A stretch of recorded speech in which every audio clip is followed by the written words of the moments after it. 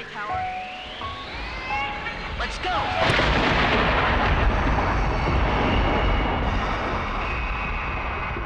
How's it going, ghost duels and non-binary fools? Welcome back to Nerd Explosion, the weekly podcast where based on a monthly theme, we nerd out about whatever we want. I'm Cam. I'm Kate. Did you forget who you were for a second? No, you ever scratch your eyebrow so hard it resets your brain? You just have that scratch so good, you're just like, shutting down, reboot. I'm on the restart system, updating Windows. I'm on the manic side of a depressive episode, so I'm a little extra neurospicy today. Today's episode, continuing, Halloween month, I kind of wanted to do, or redo, rather, episode I did a while ago. I forget how long ago, like 3-ish years ago, back when this podcast was under a different name. Back when I named it whatever, which I don't know what the hell I was thinking then. It's kind of a dumb name. Well, 2020 was kind of a dumb year to start a podcast, but 2021 is when I started doing podcast stuff, and it wasn't until 22, 23 that I actually started doing Nerd Explosion, which I'm like, you know what? This is the podcast I want to do. I don't know, man. I'm just a girl. I'm just a girl. I just got here. That's a beautiful song. Anyway, getting to the theme for today's episode, or the topic. Into the thick of it. I'm redoing an old episode I did on fears. I talking about conquered a fear. Talking about fears, phobias. You conquered a fear? I conquered it. Well, again, manic upswing of a depressive episode. So I was crying in the bathroom at my mom's house. And go on. I just happened to look down and there was this big old spider, like the biggest fucking indoor spider I've ever seen in my life. Just Jay chilling, and I was like, not in my house, and I killed it. Well, good for you. I will probably face Loki's wrath for that later, but one of the fears we're going to talk about today. But before we get into that, new episodes of the podcast come out every Saturday, so do all the things and do all the stuff on all the different platforms, whatever you listen on. But with that, let's talk about some fears.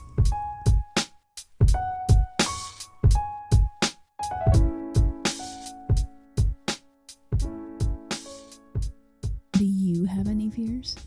Do I have any fears? I know you fucking do. So. Do you have any fears? Crippling.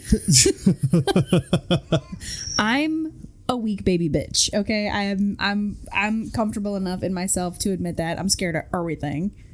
Oh, I guess before we get into more commonly known fears, let's talk about some of our own that we have. You want to start, or do I want to start?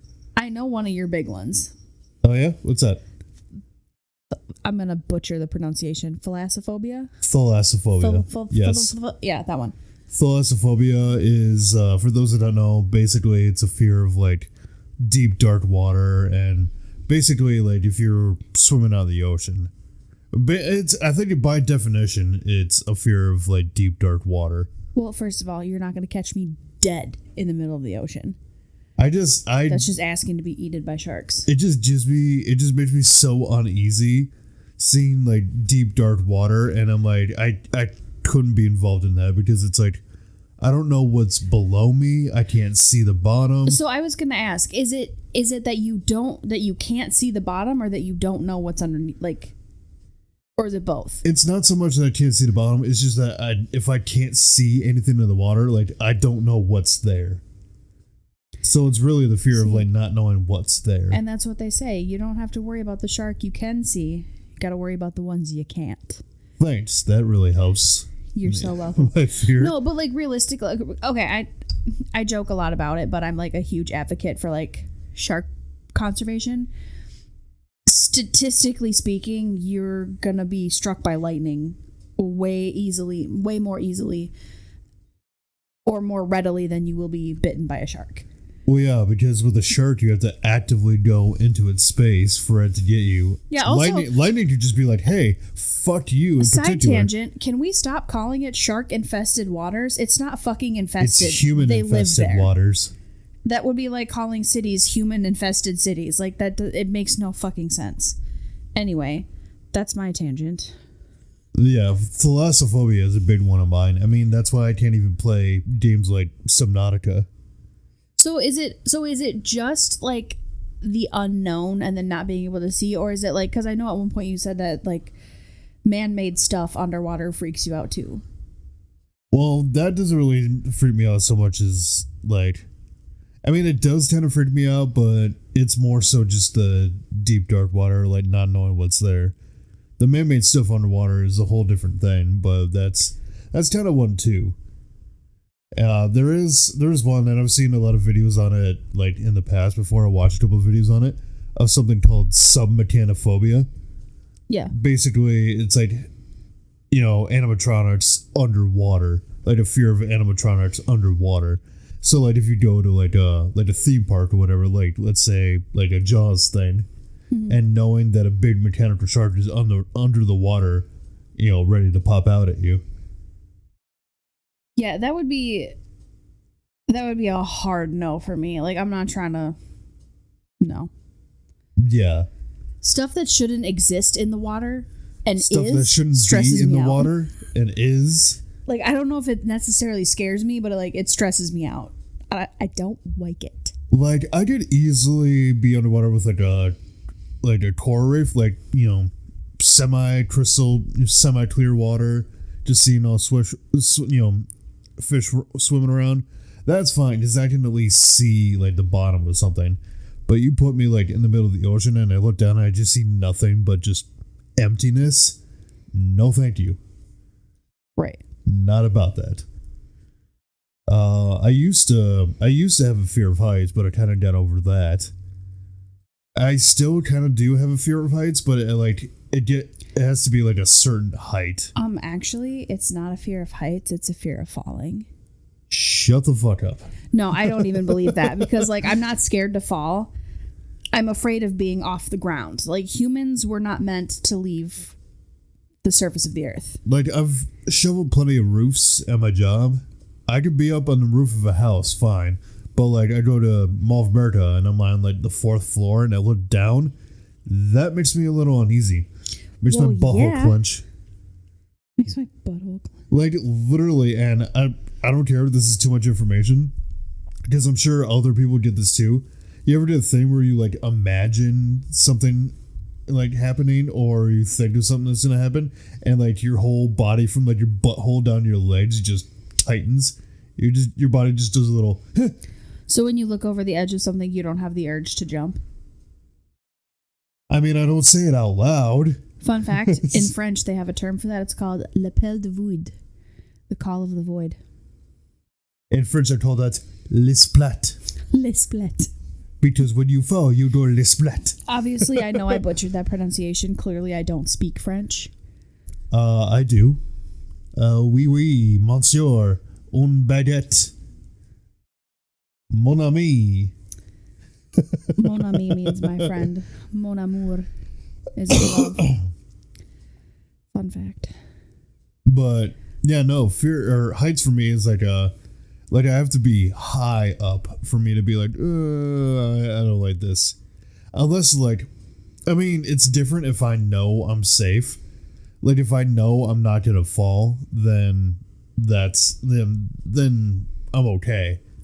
See, I'm just traumatized because I went to Valley Fair with my dad and with my whole family, but my dad tricked me into going on to Power Tower.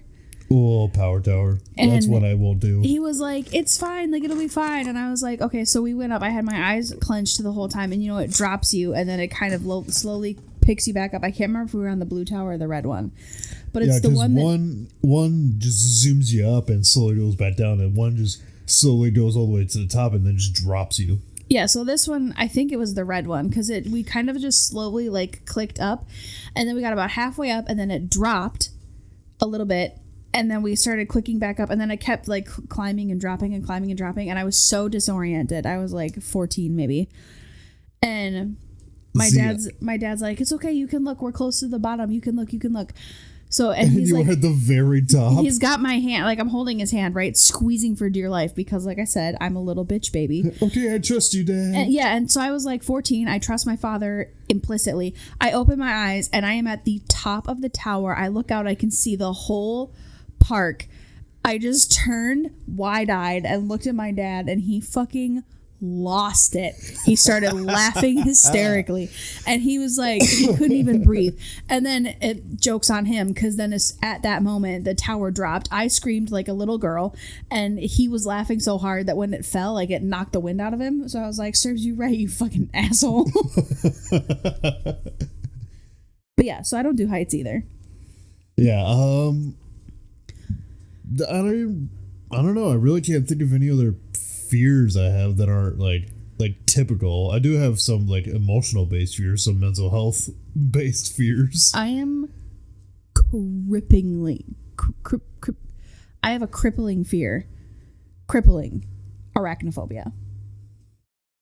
Would you say tripling? Oh wait, no, my yes. God. I now see that I think about a it, I'm spider, like, oh yeah. I see a spider and I fully forget how to function. I go into fight or flight so fast, and unfortunately, you saw a cobweb on our slide glass door, and you were just like, no. I was gonna open the windows one day. I pushed open the blinds and I saw like this. It was a spider web. Thank you. And there was a spider in the door. I saw the spider web and I was like, nope, not today. And I just closed the blinds and walked away. I was like, I guess I'll just be hot. No, I don't do spiders. I don't do spiders, and it's so bad that I can't even be around hermit crabs. See, like even hermit crabs freak me out. See, I'm okay with spiders to a point. Like I see a small spider, I'm like, oh, okay, it's a small spider, you know, whatever. I can handle small spiders, but you put me in the presence of like a tarantula, no, thank you. I don't do big ones. I can't do big spiders. And I mean this with That's why my you'll never full, catch me dead in Australia. I mean this with my full chest. I would rather saw through my own arm than be in a room with a tarantula, caged or not. Like if I had like a daddy long legs, like right here, I'm like, oh, okay, you know, just a little guy. When you put a tarantula there, I'm like, nope, I'm burning this whole place to the ground. The spider lives there now. Burn it to the ground. This is the tarantula's apartment now. Like, first of all, yeah, you're never going to catch me in Australia for any reason. Yeah, huntsman spiders? No. No. Nope. Hell Oh, no. and the Goliath bird-eating spider? Nah. I mean, with a name like bird-eating spider? Oh, and then these fucking nature yahoos get on the TV and they're like, oh, they're harmless to human beings. I don't give a While they're holding it like it's a fucking puppy. I don't give a fuck. Nothing should have that many eyeballs and that many legs. It's unnatural. I don't like it. Now, it's a different story if it's on me. Like, I could see, like, again, I could look, like, on the ground, see a daddy long leg just going along the floor. I'm like, oh, okay. I look down and I see one crawling on my arm. I'm just like, yeah. I need, yeah, no. Well, and then the one time, I think, were you with me when I traumatized myself at fucking, was it Petco or PetSmart? I don't remember. The one in Apple Valley. But I saw this tank and I was like, ooh, what's in here, right? Big ass tarantula sprung from the back of the tank and like fully splayed out onto the glass. I screamed so loud. The store attendant was laughing hysterically and I was like, it's not funny. And then she looks at me. Wanted to be your friend. She looks at me and she was like, oh yeah, she's playful, she does that. And I was like, burn it. She just wanted to be your friend. She's like, she just does that. And I was like, no, there is no reason she needed to attack, because of course I couldn't see what was in there and it wasn't like labeled, or I didn't see the label or whatever. So I got like inches from the glass and this thing sprung out at me. I damn near pissed my pants. Oh yes, I remember this now. I came flying around the corner and he's looking at me like, what the actual fuck just happened? Like, what actually happened? I was like, we need to go. We need to go right now. It's going to come out of its tank and it's coming after me. See, like I said, I'm not that afraid of spiders. Snakes are kind of another thing too. See, which is crazy because snakes don't bother me at all. And I'm not really that bothered by snakes either, like the little ones. It's like the same thing with spiders. For me, the little ones aren't bad, like little garter snakes or whatever. The bigger ones and the more deadlier ones are the ones that really, like, get to me. See, and like, I don't want to be in the same room with something that has the power to kill me. You live with me. Yeah, but you're something I can handle. Bold assumption. A snake acts on instinct. Well, yeah, you have human brain power. Well, you have cognitive thinking. What I have is a gremlin on a hamster wheel up here. Okay, let's be perfectly clear. But humans are not on the food chain, or we're not on the menu, so to speak. We're on the menu if they got nothing else. Nah. But I don't know, if I could be around like if a snake is like friendly, like let's say you take like a python or whatever, and it's friendly or whatever, and all it does is just hang out on you, and somebody's like, here, hold this. I'd just be like, okay. I don't do it because I'm curious, but also I'm like, okay, you have about 5 seconds to get this thing off me. Like, I just thought of a Good Mythical Morning, and there was one I was episode. wearing that shirt earlier today. There was one episode where they were doing like yoga or whatever, but both Rhett and Link had the pythons on them. Lizard King. And Rhett's all chill with it, but Link is just sitting there like. Poor Link is fully panicked. He literally froze in place because he was panicking. Which, I mean, you can do it, Lizard King. You can do it, Lizard King. And he's just like, yeah, same. But like, I love. So they reset him, right? They took the snake off, reset him, had his glasses on. They put the snake back on, and the head of the snake was up by his arm that he had up. And then Link, just still frozen, slowly turns. He's like. Look.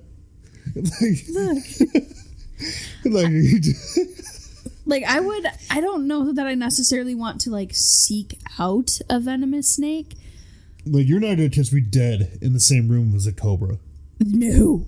But However, like, if I see a little garter snake going along like the grass, if I'm walking like around at work and I see a little garter snake, that doesn't bother me, because more than likely it's more scared of me than I would be of it. I mean, that's true of most things. Like, people say that to me all the time. Like, oh, it's more scared of you than it. I don't care. It has fangs. Get it away from me.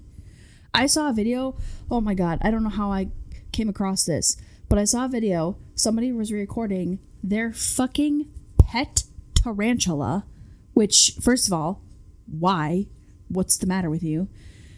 It was cleaning its fangs with its little front feet, and I wanted it to be cute so bad. And as soon as it like lifted up and those fangs came out, I was like, negative, Ghost Rider, get me the fuck out of here. So that kind of makes me think of something that I wanted to ask you. What do you think of those videos of those like little tiny spiders? Okay, the jumping spiders. When they do the things, they do the little. The jumping spiders, still very scary, but I will concede they are cute. And I like their little helmets when they shed. Like, I don't know what type of spider it is, but like there's videos of them where they'll lift up their front legs and do a little like. Yeah, they're called jumping spiders. Are those jumping spiders? Yeah, they are cute. I will concede to that. Do a little dancey dance. Yeah, they do their little dancey dance. However, if I woke up and came face to face with one, peeing my pants immediately. Peeing my pants, burning down the house. Immediately. Burning down the house. I guess as long as we're on the topic of animals, are there any other animals that you're not too fond of? Oh. So here's the thing. Fear is tricky, right? Because the only thing we have to fear is fear itself. The only thing we have to fear is fear itself. But fear... Before you continue, I just thought of a vine from one of my favorite creators, I forget his name. But he's like, the only thing we have to fear is fear itself. And weasels. Those little bastards are tricky. They are. Can confirm weasels are bastards. No, but here's the thing, right? Because fear is one of our base human instincts, and it's designed to keep us safe. If we see something, so I read recently. Isn't it more so fear of the unknown, like not knowing what's going to happen? No, well, yes, but no. So I just recently read, and I strongly recommend, by the way, The Gift of Fear by Gavin DeBecker. And he basically explains that, I think he's a psychologist or a psychiatrist, or he's in that field of work. And he's basically explaining, so this is going to get a little dark for a second, just bear with me, but I figured it's appropriate for a spoopy month. So the first story that he's telling is about, with her permission, of course, one of his, I don't know if she was a client or just somebody he knew. Anyway, he had her explicit permission to share this because it's a fascinating subject, but she was attacked in her own home. And she was like, so what had happened was she was carrying groceries in, and then out of nowhere, this super normal looking dude just like came out from behind the staircase and was like, oh, you look like you're struggling. Let me help you with that. And she said immediately her danger sense was like, something's not right. Like, I need to get out of this situation. Like, this is not a safe situation to be in. And then she was like, and then I was kicking myself because I was like, this is a normal dude. Like, he doesn't look scary. He looks pretty normal. Like, he's just offering to help me carry my groceries. So they get up to her apartment. She gets in. He kind of like charms his way in or whatever. And then he, trigger warning, assaults her. And he goes into the kitchen for something, and her fight or flight kicks in. And she was like, I have to get out of here because if I don't get out of here, he's going to kill me. She got out, spoiler alert. So what she did, and this was genius, is that when he came back in, he went to go back out again, and as quietly as she could with her sheet kind of up in front of her, she followed him out of the bedroom until he turned in the kitchen, and she booked it through the front door and just like booked it downstairs to her neighbor's house and called the police, and he was arrested and everything. It all's well that ends well. But what the book is telling you is that we have that baseline instinct for a reason. If you are, there's something, and it's a chemical it's a physical chemical reaction that when somebody has ill intentions or nefarious thoughts, they emit a different kind of pheromone, and that's what our body's reacting to, and that's why we feel that uneasy, like, I gotta get out of here, my spidey senses are tingling, something's wrong. Yeah, fear is kind of a survival instinct. Yeah, so and the whole purpose of this book was, you have that baseline fear for a reason, listen to it, don't ignore it. That's, yeah, because like your brain, like the reason, I could be wrong because I have no basis for this, but I feel like when people get scared and they scream, that's your brain's reaction to be like, oh, I'm in danger, I need to make a loud noise. Yeah, to alert somebody or to scare off a predator potentially. Absolutely. Yeah. Anyway, that book again was The Gift of Fear by Gavin DeBecker. Also, the fight or flight Strongly thing. recommend. I didn't fully understand it until like 2017 when we did our wedding party thing. Mm-hmm. So we went to Valley Scare, which for those of you who don't know, is Valley Fair's Halloween event that they have. And they had a bunch of different houses. And I think you and I went through, we're going through one of the houses, and there were like two girls in front of us. And every time something jumped out, this girl would square up. Like every time she got scared, she literally just like put up her dukes like she was ready to fight. She really did. Every time she'd be like, ha! And then her fist would come up, and I was like, this girl. Even her friend had to be like, stop. Yeah, it was very funny. Like I literally thought she was gonna punch one of these actors. Also, that's a thing I would love to do. It's kind of a side tangent. One of these years, I should sign up to be a scare actor for something, either Valley Scare or some Halloween event. I think Screamtown is superior in my humble opinion, but I feel like that would be really fun just to do a Halloween event and just to, basically get paid to scare people all night. And also, another side note, tip for those people, if you go to a Halloween thing that has scare actors, don't get mad when they scare you. It's their literal job. And if you don't want to be scared, why are you going in the first place? See, I have a love-hate... And here's the thing. Sorry, I'm interrupting you, but I'm getting up on my soapbox here. Guess I'll go fuck myself. So, Valley Steer is selling this thing called the No Boo necklace, right? Mm-hmm. And it's basically a necklace that's supposed to notify the actors or whatever not to scare you or your group, right? Just, you don't want to be scared. And that's fine if you don't want to be scared, but then don't fucking go to a Halloween thing. See, like, don't go to a scary thing if you don't want to be scared. And I don't want to be scared, but I also love it. Like I have a love-hate relationship. Like you're not actively seeking out being scared, but it's I hate it in the moment. It's an adrenaline thing, really. I'm for sure an adrenaline junkie. In the moment, I hate it, and I'm like, why do I do this to myself? I know I don't like this. Why do I keep putting myself through this? And then at the end of it, when the adrenaline kind of kicks in and the adrenaline kind of wears off, and you're left with that like full body euphoria, I'm like, oh yeah, that's why I do it. That was really fun. Right? Like, there's something about being scared that's just like it's little like release of like endorphins or whatever. Where you're sitting there like, and then like a few seconds there, like, that was great. Like, I like the idea of being scared. I like the false sense of danger. Like, I'm never going to actively try to put myself in a dangerous situation. But if I can suspend reality for a little bit and pretend, if I can be tricked into thinking, like, oh, that guy with the chainsaw really is actually coming after me. I need to run for my life. Right. Like, that's the kind of shit I'm into. Also, we should do something spooky for Halloween. We already planned a party, but... Well, yeah, but that's the weekend before. Planning on the podcast. Planning on the podcast. Yeah, because, like, Halloween's my favorite time of year. I love it. Except for 2016. It's the most wonderful time of the year. Like, I will watch the scary movies. I'll watch Saw. I'll watch Scream. I'll watch the Halloween movies. Speaking of Halloween Friday movies, the 13th movies are my favorite. I really gotta start watching Terrifier. That is the one now thing. That I'm getting fed more Terrifier content, and I've never seen the movie. That is the one thing I will not do. You're not gonna see Terrifier? I do not fuck with clowns. See, that's another fear. I guess we can get into that. A lot of people have a drastic fear of clowns. Like, my sister has a fear of clowns. I hate clowns. I hate clowns. I'm a little indifferent with clowns. Like, I don't find them inherently scary unless one's coming after me. The only clowns I will tolerate is killer clowns from outer space. Okay, no, here's my thing.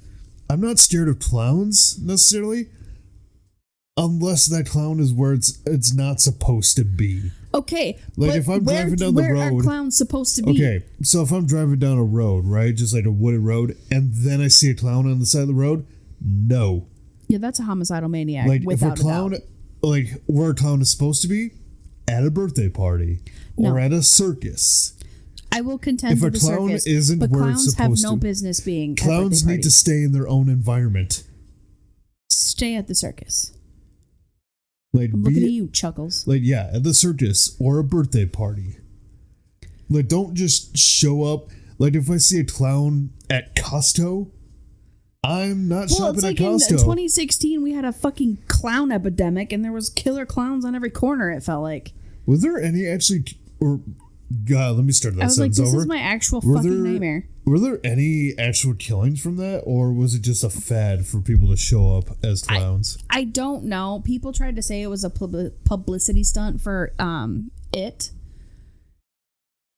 Yeah, just people dressing up as clowns and just showing up at places. But, and I'll watch it because technically, not a clown. Technically speaking, not a clown. See, I can't be scared of the original It because I know it's Tim Curry under there. Oh, God.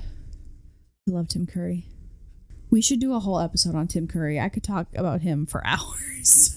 Well, there might be something involved with Tim Curry that we could probably talk about on the next episode of this podcast. But maybe. I don't know. Yeah, technically it's the only clown that I can handle because he's technically a shape-shifting alien. So I can kind of suspend that, but well, I don't fuck with clowns. So I hate clowns. You can't do, or Pennywise is pretty okay. Well, okay, here's the thing with Pennywise. You said you're okay with Tim Curry Pennywise, right? How about Bill Skarsgård Pennywise? Bill Skarsgård fucking killed that role. Can we talk about that? Like the newer It? It was scary. It was unsettling. It made my skin itch. Like, it's all the things about a horror situation that I love. Like, I love the differences between the voices too, because Tim Curry's Pennywise is just like, "Hello, Georgie." Like, he had like a typical clown voice. And then Bill Skarsgård is just like, "That's a nice boat." "Hello, Georgie. What a nice boat." Bill Skarsgård fully Especially devoured. because he has the ability to just make his eyes go different directions naturally. Yeah. He's wicked scary. I love him. So I've seen a behind the scenes video. I think it's from the first chapter, and it must be the scene where the kids are like beating up Pennywise and like defeating him or whatever. But it's before they film the scene, and then Bill Skarsgård in full Pennywise get up, goes up to the kids before they start rolling. He's like, "All right, who's ready to beat the shit out of me?" Who's ready to beat the As shit he's out of high-fiving me? each of these kids as Pennywise. My favorite moment in an interview with him about it was when he was talking about the one scene, because he's like, Pennywise hates children, right? Like, absolutely despises them. And he's like, there's this one scene where I'm like screaming at this kid in this kid's face and just being like super scary. And he's like crying and like sniveling, and he's just like really terrified. And he's like, and I felt bad. And he's like, and then we cut, and I went to go like comfort him, like, "Are you okay? Like, we don't have to do this, like, blah blah." And he goes, and then this kid just goes to me, and he's like, "That was great, man. You're killing it. Just really keep up the energy." Wasn't that no, I can't think of the kid's name, but I can't think of it either. The only one of the kids I know from the remake, I guess, is like Finn Wolfhard. No, it wasn't Finn. It wasn't Finn. It was it one of the other kids that's also in Stranger Things? I don't remember who he was talking about, but I just remember all the kids in that. But more on clowns, I guess. So I'm trying to think of other infamous scary clowns, other than the clowns from Killer Clowns from Outer Space. Obviously, Art the Clown from Terrifier. So a friend of mine, I unironically love Art the Clown, though. a friend of mine sent me. They were talking about Art the Clown, and I was like, they just kept saying like Art the Clown, Art the Clown, and I was like, who the fuck is this guy? I've never seen any of the Terrifier movies because, again, scared of clowns. Yeah, and apparently the third one just came out in theater. This guy also super scared of clowns. Thanks for the nightmare fuel. And he was like, "Oh my god, I didn't know that. I'm so sorry." But I do like the memes that come out of. Could very well turn out to not be my thing, but I've just seen a lot of content from it. Obviously, as I mentioned to you, the Ice Nine Kills did a new song for Terror. That's the name of the song. Yeah, work of art. Ice Nine Kills does a lot of songs based off of horror franchises. The circus music in the background of that song, banger. But yeah, definitely go listen to Ice Nine Kills. Like, they're top notch. They do songs for every I want to say every horror franchise. My favorite recently, Funeral Derangements, is a parody of, well, not really a parody, but it's based off of Pet Sematary, which is a movie I've never seen, but like I know what it's about. Have you ever seen Pet Sematary? Pet Sematary? Yeah. I saw I want to say original, but I haven't seen the new one. As far as I know, it's basically like either a pet dies or like a kid dies or whatever, dies, and they bury it in this like kind of sketchy graveyard, and this graveyard has like a curse on it that brings things back to life. So I think then like the kid's all excited that the animal is alive, but then the kid dies, and then the dad goes insane and kills the son and wife and buries them in this. I may be misquoting it because, like I said, I've never seen it, but that's at least my understanding of it. That sounds about right, yeah. Do we want to talk about any more fear of our personal fears, or should I go through this list and then kind of have it come up as I go through? You can go through the list. All right, so I'm looking on this thing from verywellmind.com. The 10 of the most common phobias. We have arachnophobia, which, Yep. fear of Got it. spiders. Ophidiophobia, which is a fear of snakes. Acrophobia, fear of heights. Aerophobia, fear of flying. Cynophobia, which is a fear of dogs. I was going to ask a really stupid question, so I just kept my mouth shut. Now, I've known somebody with a fear of dogs. Like, I know my ex, well, no, she didn't really have a fear of dogs. She had a fear of certain dogs. And, like, that I can totally understand. Like, personally, I love dogs, but I can also see why somebody would have a traumatic experience and be afraid of dogs. So we are currently almost in a full moon. And it was very clear and bright last night as I was leaving my parents' house. I walked out to my car, parked in the street, walked out to my car. As I'm traipsing through the yard, minding my business, taking my sweet old time, I heard what sounded like a grown man scream and then a dog bark. When I tell you, I hauled ass to my car.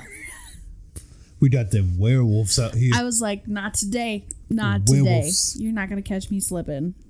So yeah, I could totally see how people would be afraid of dogs, especially big dogs. All right, next on this list we have astrophobia, which is an intense fear of thunder and lightning. Trypanophobia, which is a fear of injections. Social phobia, an intense fear of social interactions. I believe we just call that Social anxiety. Agoraphobia, intense fear of places that are difficult to escape, sometimes involving a fear of crowded or open spaces. And mysophobia, intense fear of germs, dirt, or other contaminants, otherwise known as germaphobe. Ooh, that one I kind of get. Yeah, I can kind of get that. Like, I know that's a very real thing. Like when people are sick around me, my skin gets prickly. Well, I Like, wouldn't say that a want what you phobia. have. I'd say a phobia for that It's is not like a phobia. constantly, like if you're like a germaphobe like that, you're constantly sanitizing yourself. You're like wearing a mask every chance you And get. I think, don't quote me on this, but I think a lot of people that struggle with OCD struggle with that to some degree too. Yes, I would believe that being a germaphobe is some form of OCD. Because, the constant need to be clean and whatnot.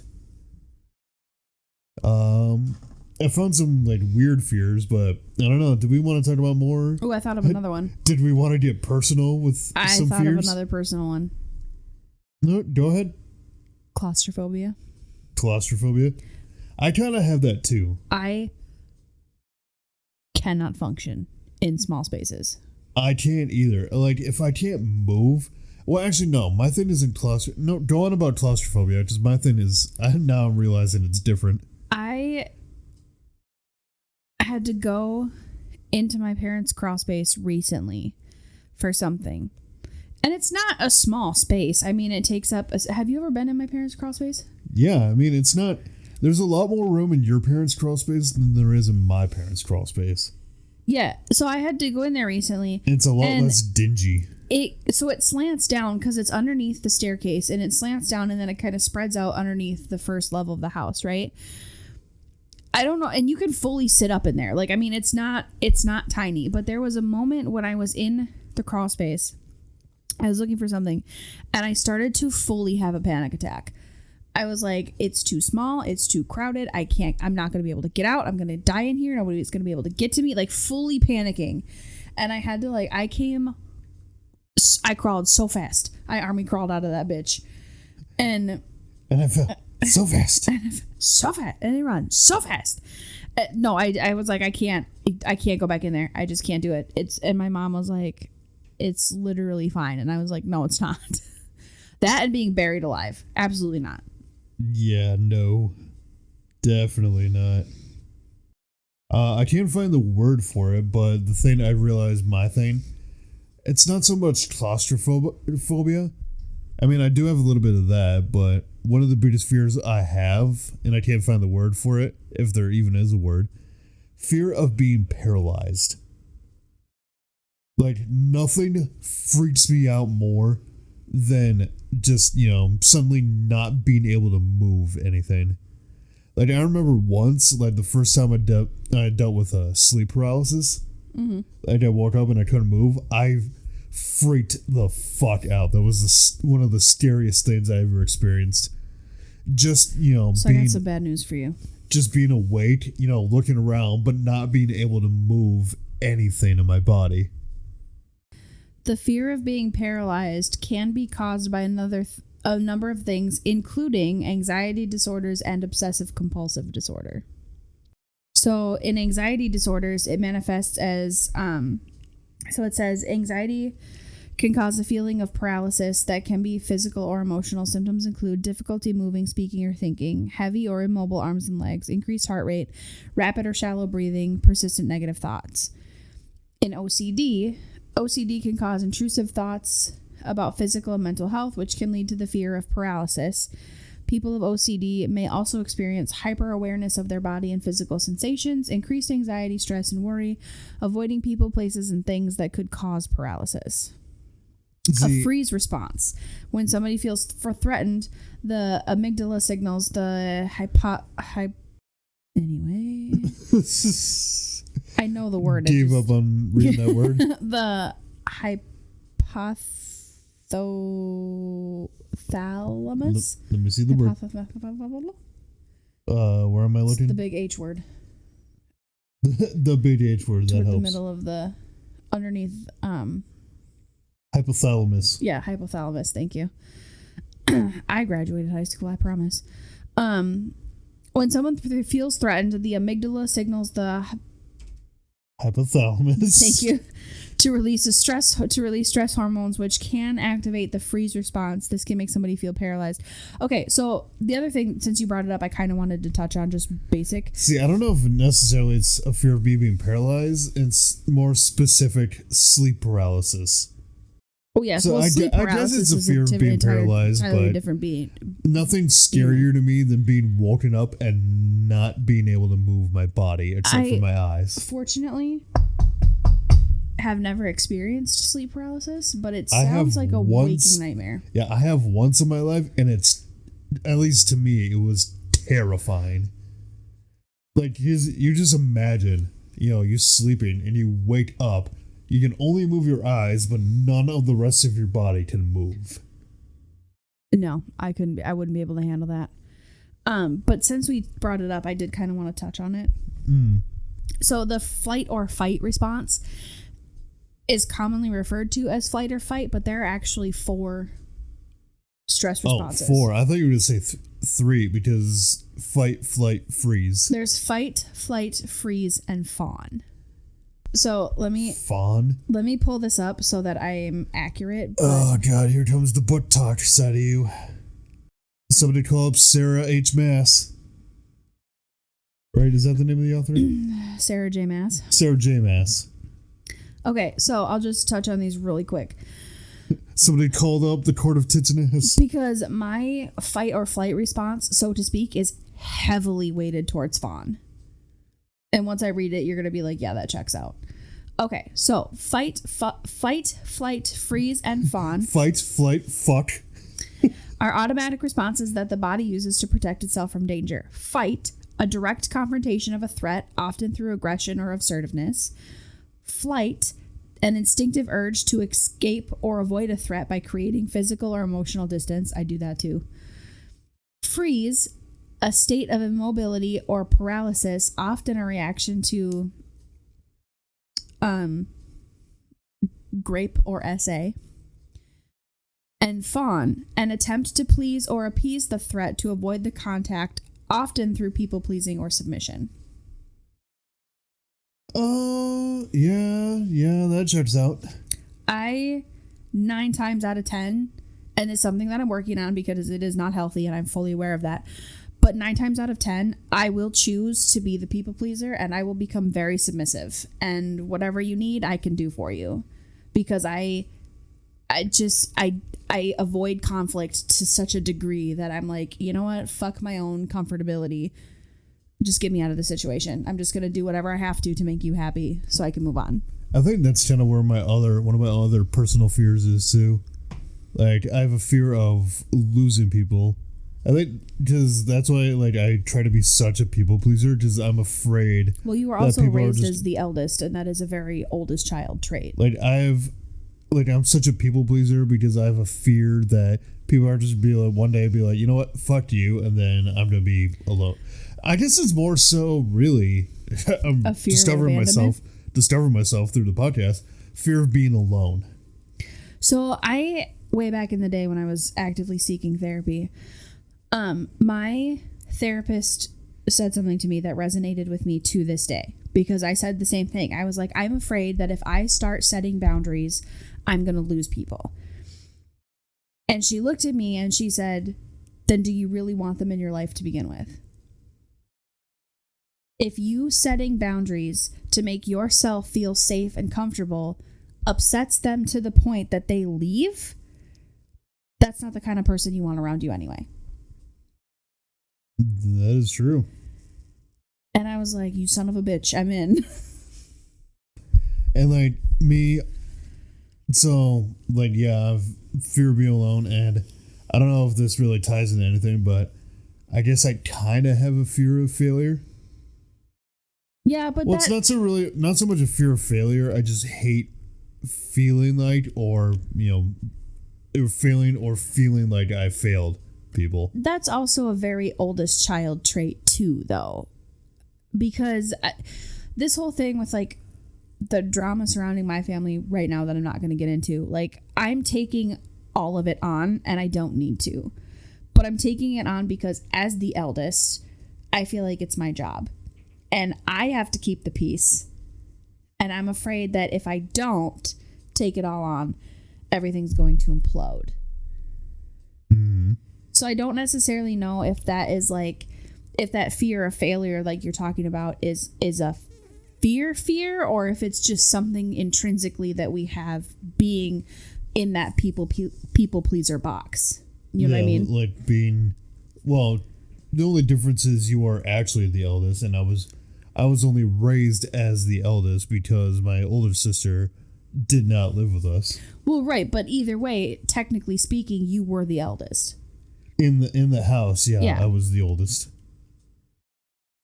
And not to pull this card, but I have it extra rough because I'm the eldest daughter.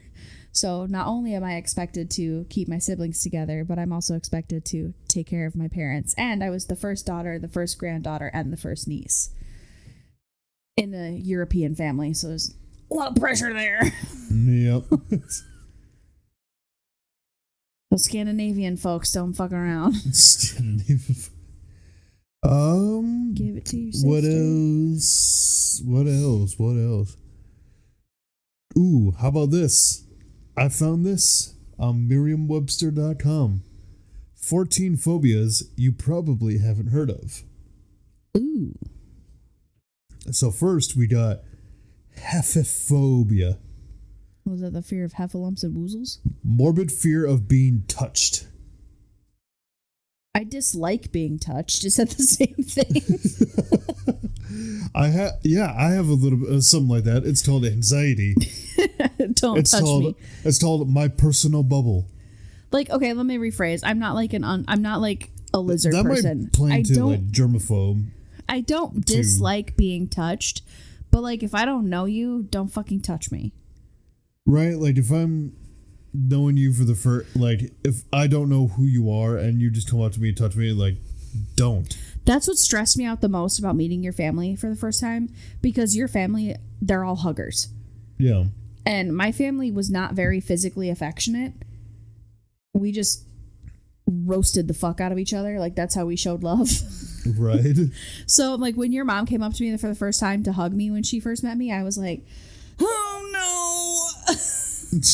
I don't know what to do. And well, it's not really a fear. It's just one thing I personally despise. When I'll do something nice for a stranger, and it's like an older gentleman or whatever, and they'll respond with, "Thanks, brother." Like, don't fucking call me brother. You don't know me. I'm burnt out, brother. I'm burnt out, brother. All right. Moving on. See, and I have the opposite reaction because when I help out, and it's older women especially, and they call me baby, I'm like, "Aw." See, that's different. Just a random creepy old guy call me brother. I'm like, no. Yeah, no, that's creepy. You don't know me enough to call me that. But like when you help an old lady reach something off the shelf at a grocery store. Bro is different. Just bro is colloquial. Yeah, like when you reach the high can of whatever for the old lady at the grocery store, and she's like, "Oh, bless your heart, baby," and I'm like, "Please take me home with you." I mean, only one of us to reach the high can on the shelf. Listen. Shout out to my tall kings. Listen, I am proud 5'5". I am not short. I'm a proud 6'3". Shut the fuck up. Continue with your list. All right, we have 6'3", motherfucker. Dorophobia, the dread of touching the skin or fur of an animal. I can't imagine I can totally see that. Looking at an animal and just thinking, ew. Oh, I can. I mean, certain animals, yeah. Because some animals just look sticky. I'm not gonna have sex with you. You're too sticky. We have eremophobia, the morbid dread of being alone. That's you. That's what you have. Like, it's not... No, my thing is more... I think this is more of, like, just literally being by yourself. Whereas my fear is, like... having no one else. Like living through life with just me. Just me to rely on. See, and I honestly, I think for a little bit, I would thrive on my own. Like me, if I didn't have family or friends to rely on, like I couldn't do it. I guess as long as I had if I could go out and get some kind of human interaction, I think genuinely I would thrive in an environment where it was just me. Oh yeah, well there is that. So I guess it wouldn't be entirely terrible, but if I was in the woods by myself, right, locked in the cabin in the woods by yourself, I would kill myself. Absolutely not. I would 100% just fucking gun in mouth, boom. For a couple days, I'd be like, this is kind of nice, and then by day 3, I'd be like, I'm fully insane. No, I'd be like, for the first day, I'd just be like, yeah, it's fine. And then 3 days later, you'd send a search party, open up the cabin, and just see me in the corner and be like, with the Full Metal Jacket. Full Metal Jacket. Crazy? Great I was crazy once. They locked me in a room. A rubber room. A rubber room with rats. The rats made me crazy. Crazy? I was crazy once. Oh my God. I was at my parents' house yesterday. I spent a lot of time with my parents. And I walked upstairs and I had a look on my face and my dad was like, "Are you good, fam?" And I was like, "I need a grippy sock vacation." And he was like, "You check yourself into the funny farm?" And I was like, "Yeah." And then he's like, "They're coming to take me away." They're coming to take me away. Haha. They're coming to take me away. Haha. Ho ho. Wee hee. He did the whole thing. Out to the funny farm. He did the whole thing and he skipped out of the kitchen as he did it. And I was like, "Okay, you fucking theater kid." My dad's so wonderfully weird. I can't even remember how that all goes. They're coming to take me away. Ha. They're coming to take me away. Ha ha. Ho ho. Hee. They're the funny farm. Yeah, I was like, I'm gonna check myself in a grippy sock vacation. Grippy sock vacation. All right. One minor inconvenience away from a full meltdown. The next one on this list is ergophobia, a fear of or aversion to work. Am I right, millennials? No, but that's okay. Hold on. That's a real fucking thing. Because my last job made me so physically anxious. It made me so anxious driving to work every day that there were a couple times I had to stop and throw up on the side of the road. That's a real thing. Let's see. In this, it's well, I knew at some point sharing a workplace was with a person whom we could without benefit, blah, blah, blah, blah, blah, blah. Oh, yeah. So it's basically people who are afraid of, actually working. Yeah. Which, yeah, I can understand a little bit. Next one is this. Hypnophobia. Morbid fear of sleep. For those listening, Kate is going to check her witch pot because she's brewing up a potion. The simmer pot. Yeah, sure, whatever.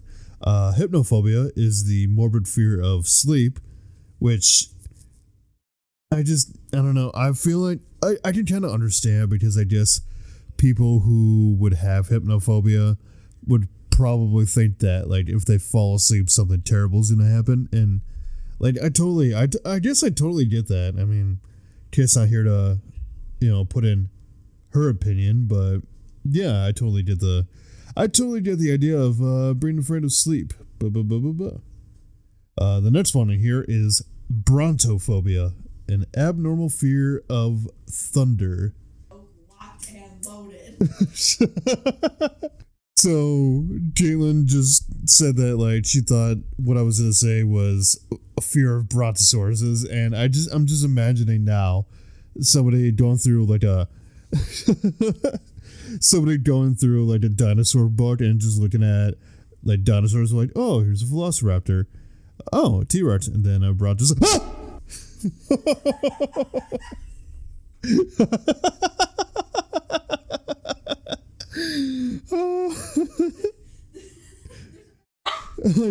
And next we have the brontosaurus. Oh God! And now Caitlin is back from checking her pot. I'm big. Oh dear God! Did you like that? I'm gonna skimming through the rest of this list just to see what else there is.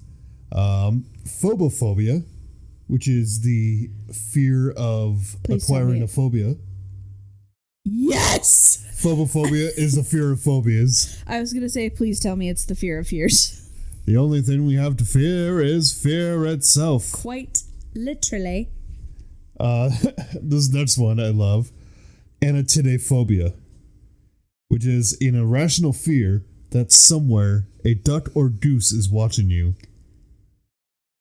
Now, I'm going to read it directly from this. What it is, irrational fear that somewhere a duck or goose is watching you. Word history. Anatidae is the bird family that includes waterfowl such as ducks, geese, and swans. Bonus points. You should be afraid. I do not like the cobra chickens. I just like the idea that, like, somebody has this fear. They're like, oh, that's ridiculous. Like, you should know that, it's not possible. A duck is not watching you at every turn. And it's off in the distance you hear. Well, we had a duck couple that lived in our, what are those bushy things? Hostas. You're just wandering through an abandoned parking garage and you're just like, I shouldn't be here alone. Or even worse. No, but actually goose are scary. Goose are scary because they're actually hiss. terrifying. They can hiss. I do not like the cobra chickens. Goose are assholes. They are. That's why Canadians are so nice. They channeled all that negative energy into the geese. Let's see. Going through here. Glossophobia, which, looking at this thing, it seems like it's a fear of public speaking. And I wonder, do you think maybe that, like, stage fright would kind of be a form of that? Yeah, yeah. Because glossophobia, I mean, they specifically mention public speaking. Well, public speaking just sucks in general. I don't know if... Well, I suppose speaking in front of people versus performing in front of people is two very different things. Like, I used to have really bad... Well, not really bad, but I used to have some form of stage fright. Where, performing in front of people, I would... Like, my heart would race or whatever. It wasn't that bad during Showcase, but that was only because I was with other people on the stage. Like, if I'm by myself, I'm kind of nervous or whatever. Mm-hmm. But I've slowly gotten over that as my introvert slowly evolved into an extrovert. I think it's fair to say you're an extroverted introvert. I'm I do a lot of introverted stuff, but I've definitely become way more of an extrovert over the years, especially in my 30s. Where I just want to be amongst the people almost all the time, except for some days where I'm just like, ew, gross, don't touch me or I'll kill myself. Don't touch me. Nobody look at me or I'll kill myself. Moving on with this list, we have philophobia, which is a fear of love. And that's actually the last one I had on this list. I'm the problem, it's me. Philophobia. Let's see. Examples typically refer to the fear of romantic love. Hi, it's me. I'm the problem, it's me. Let's see. The philophobia would mean fear of love. The Greek word philo, meaning love, is part of familiar words like philosophy, love of wisdom, and philanthropy, love of humankind. Well, as we all know, philosophy is to talk on the serial about religion. Organized religion is a joke, and I'll die on that hill. That's a topic for another episode. You know what's really scary? Religion. You know what's really scary? Society. And the fact that we live in one. Well, first, I just hate the fact that we live in a society. What was the other thing he said? Oh, I have two personalities. The nicest clown you'll ever meet, or a twisted fucking psychopath. Everybody has two wolves inside them. Me, I have two golden retrievers and they're both trying to go after the same treat. I have two brain cells, both fighting for third place. My little gremlin in a hamster wheel. He's doing all he can. I liked how every other iteration of Joker was just like, oh, I like to do things because I'm evil and, you know, Gotham needs to burn. And the Joaquin Phoenix Joker is just like, I want to be evil because everybody sucks and I hate them. Well, yeah, it was an origin story. Speaking of, I'm super pumped for that sequel to come out. Folie à deux. Folie à deux. Folie à deux. Yeah. Also, Joker, only clown that doesn't scare me. Only clown that probably should. And that's what we're going to leave this episode on. If you guys have any of your fears or want to discuss any fears, you know, you want to out yourselves on the internet, let us know in the link tree in the description. But with that being said, we're going to end another spooky episode here. I hope you guys enjoyed. Drink your water. This is probably the longest episode that we're going to have done in a while. I've been Cameron. I've been Kate. And as always, we'll see you in the next one. Nerds out.